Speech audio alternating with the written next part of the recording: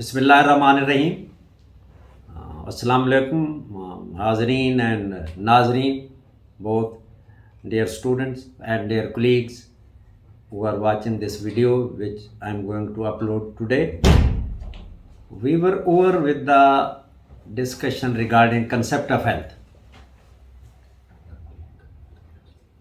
Now we are going to start with the concept of disease, opposite of health.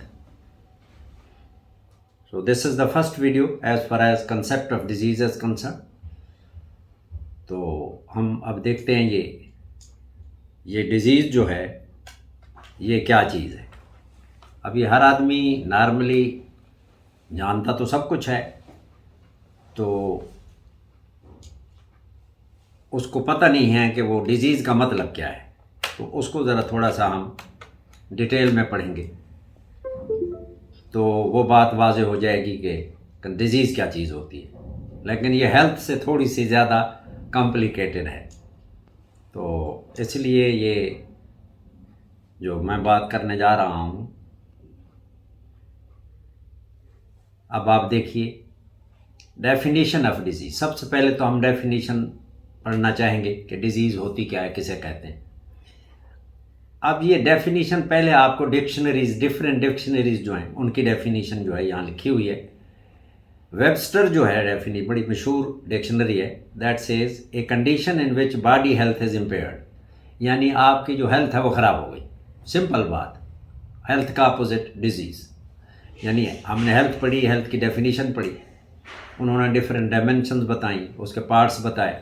अभी उन्होंने कहा अगर वो उसका अपोजिट हो गया, लाइक इम्पेयर होगी किसी भी तरीके से, तो वो आपकी, उसको हम कहेंगे ये डिजीज़ हो गई। Departure from state of health, यानी आप हेल्थ में थे, अचानक आप हेल्थ की बजाय किसी और सूरत हाल में चले गए, मीन आप हेल्थ से हट गए। यानी हेल्थ एक सीधा रास्ता जा रहा है तो आप उससे थोड़े नीचे इधर उधर हो गए, तो इसका मतलब है आप डिजीज़ बीमार हो गए। उसके बाद है अल्ट्रेशन ऑफ वाइटल फंक्शंस, कि जो वाइटल फंक्शन है वो डिस्टर्ब हो गए, लाइक बॉडी टेम्परेचर डिस्टर्ब हो गया, आपको बुखार हो गया, आप बीमार है, डिजीज़ हो गई। वाइटल फंक्शन है, टेम्परेचर, रेस्पिरेशन बढ़ गई, रेट जो है, मे बी कोई लंग प्रॉब्लम है तो उस वजह से हो गई।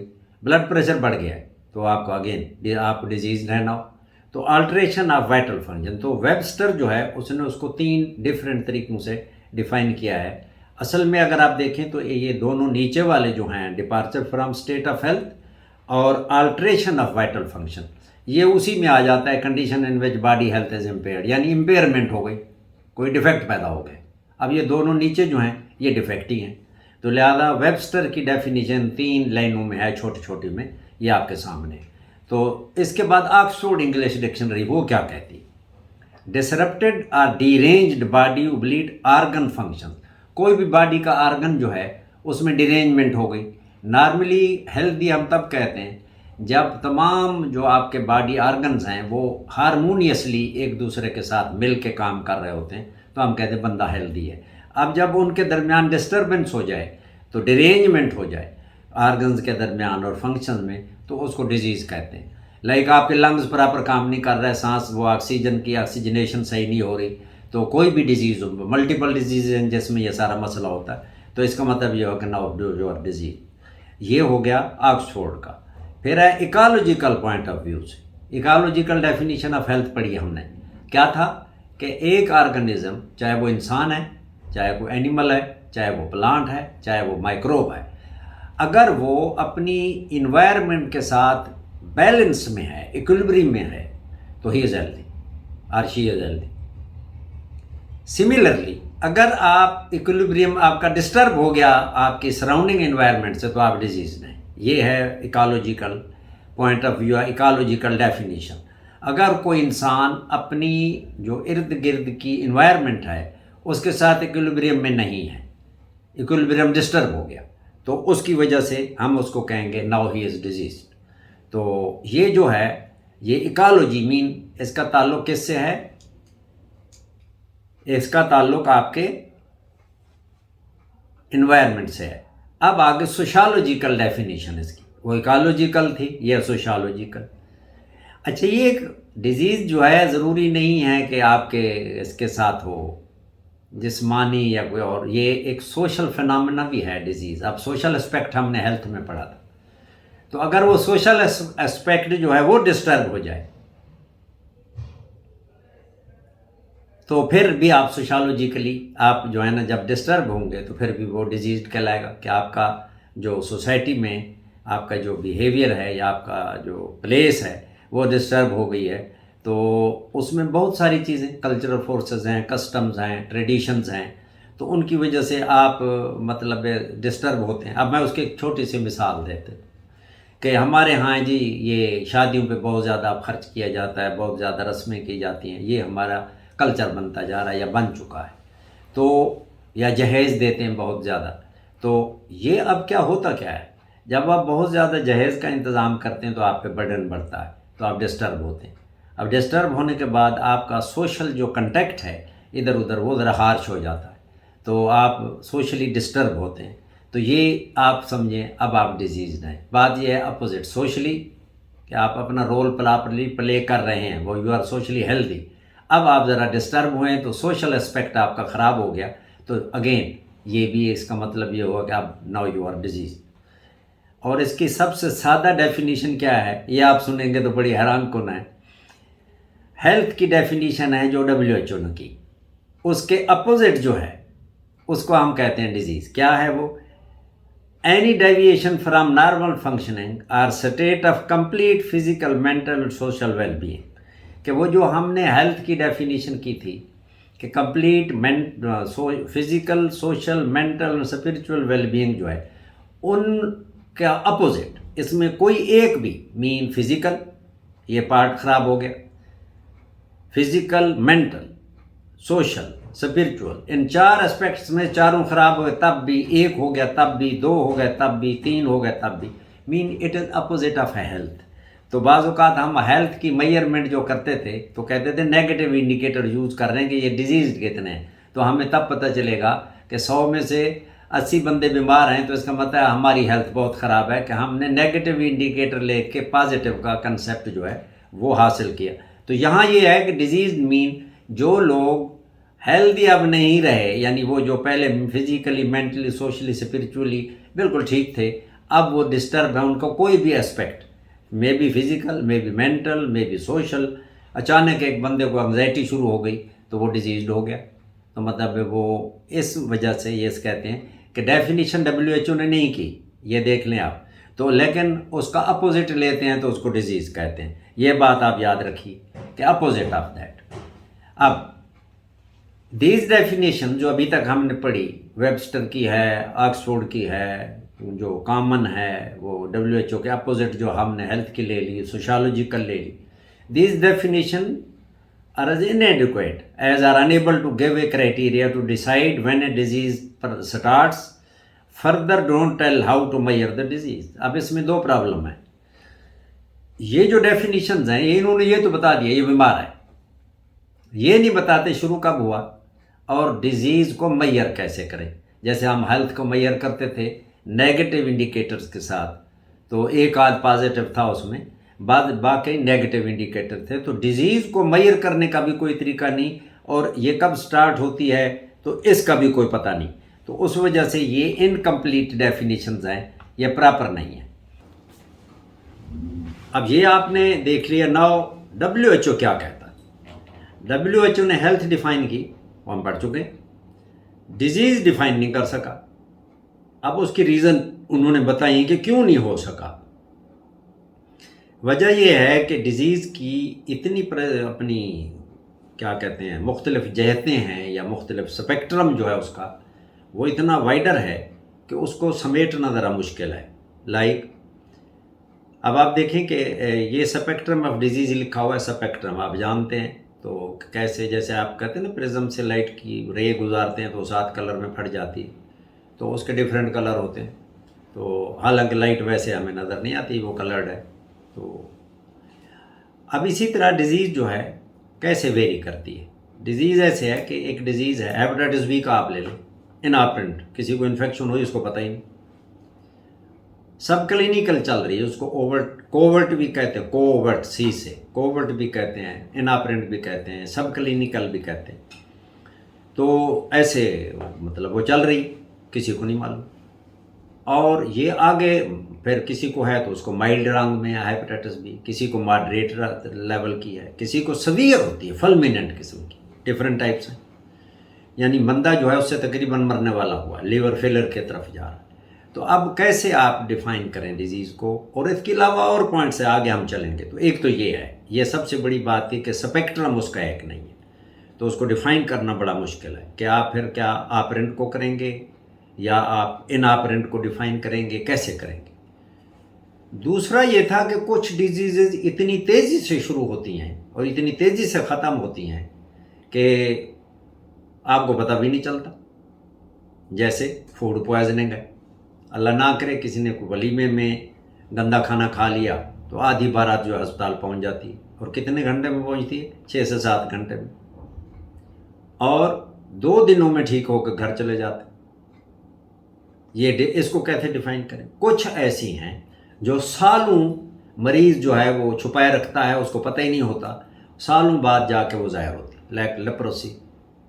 इसी तरह टीबी है, तो रोमेटॉइड आर्थराइटिस है, उसके बाद ये जो क्या कहते हैं मेंटल इलनेसेस, एंग्जाइटी है, आहिस्ता आहिस्ता बढ़ती रहती है, फिर थोड़ी डिप्रेशन हल्की होती है, फिर बढ़ती रहती है over the period of time, longer period, takes longer time कि वो अपने आप को किसी ख़ास एक सूरत में ज़ाहिर करें। तो इसका बड़ा मुश्किल है कि हम कैसे उसको डिफ़ाइन करें।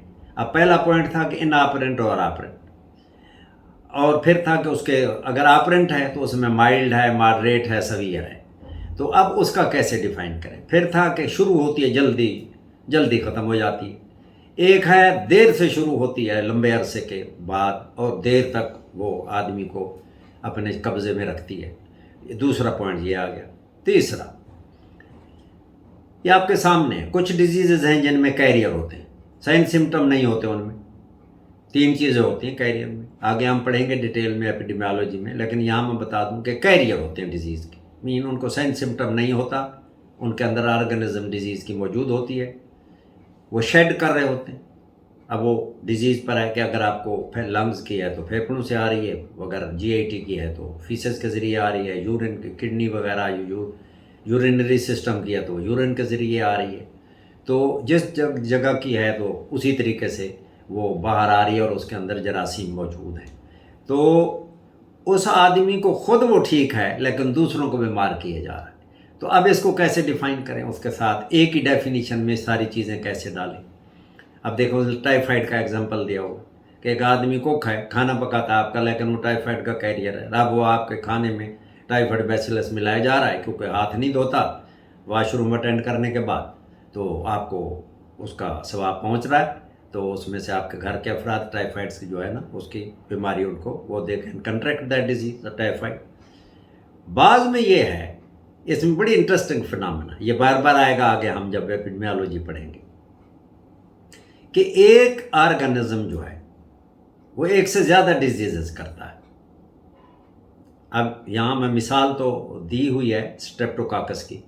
अब स्ट्रेप्टोकाकस बहुत सारी डिजीजेस करता है, लाइक ये आपका टॉन्सिलाइटिस भी करता है, एरिसिपेलास भी करता है, ठीक है जी। तो ये आपके क्या कहते हैं, रोमैटिक फीवर जो है वो होता तो ऑटो इम्यून है, लेकिन स्टार्ट इधर ही से होता है स्ट्रेप्टोकाकस की वजह से। तो बात ये है कि अब एक ही ऑर्गेनिज्म है वो एक से ज़्यादा डिजीज़ पैदा कर रही है, तो अब उसको कैसे डिफाइन करें। अच्छा, फिर एक डिजीज़ है और उसको मल्टीपल जो ऑर्गेनिजम्स हैं वही डिजीज़ करती हैं। अक्यूट डायरिया को ले लें। अब डायरिया कितनी, रोटावायरस से डायरिया होता है, कालरा से डायरिया होता है, टाइफाइड से डायरिया होता है, अमीबिक जो बैसिलरी डिसेंट्री शिगलोसिस उससे भी डायरिया होता है, फूड पॉइजनिंग से डायरिया होता है, ठीक हो गया। और भी बहुत सारी जो सूडोमोनास है और बहुत सारी हैं जरे जो इसमें डिजीज़ जो है वो अक्यूट डायरिया करते हैं। अब इसको कैसे डिफाइन करें। अब देखिए 5 पॉइंट हो गए कि ये वो पॉइंट्स हैं जो हर्डल हैं डिजीज़ को डिफाइन करने में, कि भाई इसको डिफाइन ऐसी कैसे डेफिनेशन कैसे बनाई जाए कि उसमें तमाम चीज़ें ये जो है पोर्ट्रे हो और ये डिपिक्ट हो कि हर चीज़ को वो अपने स्कोप बन जाए उसका, कि ये सारी चीज़ें उसके अंदर आ जाए। तो ये इतनी बड़ी डेफिनेशन तो हो नहीं सकती।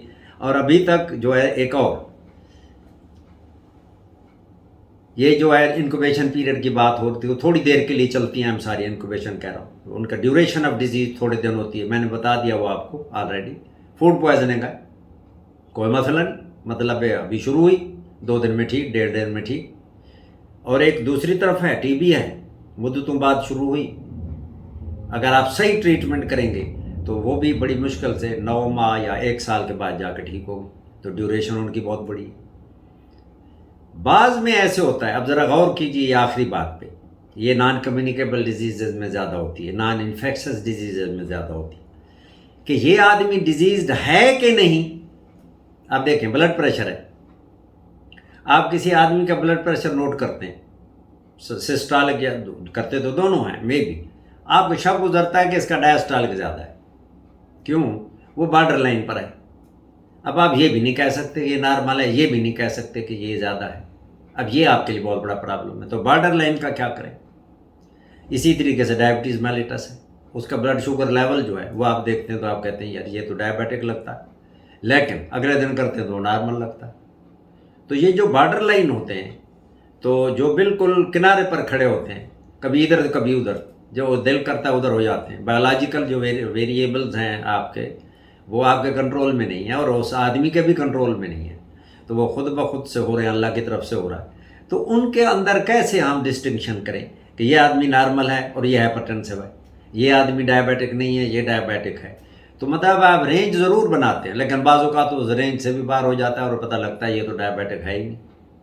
तो ये वो चीज़ है जो आपको परेशान करती है, जिसकी वजह से आप डिज़ीज़ को डिफ़ाइन नहीं कर सकते। लिहाजा वही बात WHO वाली आ जाती है कि अगर वो physical, mental, social and spiritual किसी भी पहलू से डिस्टर्ब है, वो नॉर्मली बिहेव नहीं कर रहा, जो हमने पैरामीटर्स हेल्थ के पढ़े थे कि फ़िज़िकल किसको कहते हैं, मेंटल किसको कहते हैं, सोशल किसे कैसे मेजर करते हैं और स्पिरिचुअल कैसे मेजर करते हैं।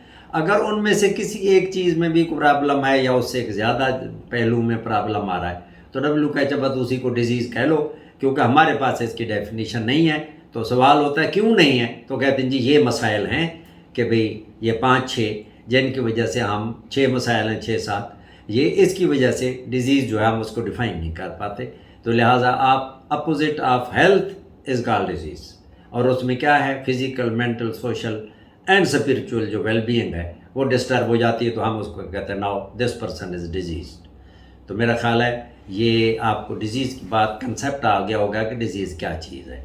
अब एक आगे बात है मज़े की, ये 3 लफ्ज़ आप देख रहे हैं जो सुर्ख इसमें लिखे हुए हैं, ये बड़ी इंटरेस्टिंग बात है कि आप नॉर्मल लाइफ में इनको सिनोनिमसली यूज़ करते हैं, इंटरचेंजेबली यूज़ करते हैं। क्योंकि बंदा बीमार है, उसको कह दिए डिजीज़ है, इल है, सिक है, ये आप इसको हम नॉर्मली, हम आम गुफ्तगू में, इवन डॉक्टर्स भी जब वो बोलते हैं तो वो भी इसको सिनोनिमस लेते हैं, हालांकि ऐसे है नहीं, ये सिनोनिमस नहीं है, ये तीनों एक दूसरे से डिफरेंट है, disease, illness and sickness.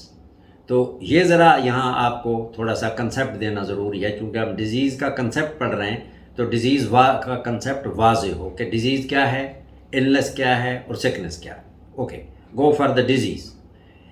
Dish ease 2 लफ्ज़ों का कम्बिनेशन है, डिस ईज़, ईज़ मीन आसानी में नहीं है, मतलब वो सुकून में नहीं है, उसको कोई ना कोई प्रॉब्लम है, डिस नहीं है, ईज़ ईजी नहीं है, मीन डिस डिजीज़, उसको कोई ना कोई डिजीज़ है, ईज़ का अपोजिट है डिजीज़, कोई ना कोई बॉडी के फंक्शन के साथ उसको प्रॉब्लम है, सांस नहीं ले पा रहा सही तरीके से, या दांत में तकलीफ हो, खाना नहीं चबा पा रहा, तो कोई दांत में ख़राबी है, ठीक है जी, आवाज़ बैठ गई है उसका, कोई गला ख़राब लग रहा है, छींक मार रहा है जी, कोई एलर्जी हो गई है जी उसको, तो मतलब वो ईजी नहीं है, उसको कोई ना कोई प्रॉब्लम हो गई है, तो उसको कहते हैं डिजीज़।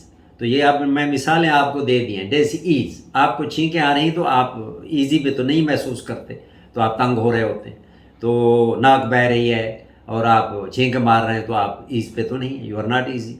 तो आप डिजीज हैं। तो मतलब ये इसी तरीके से बहुत सारी चीज़ें। Now comes what illness means. It refers not only to presence of a specific disease but also to individual perception. ये बड़ी मजे की बात है। इलनेस, आप कई दफ़ा खुद ये महसूस कर चुके होंगे कि अगर आप बीमार हैं तो जब आपको डिजीज़ है कोई भी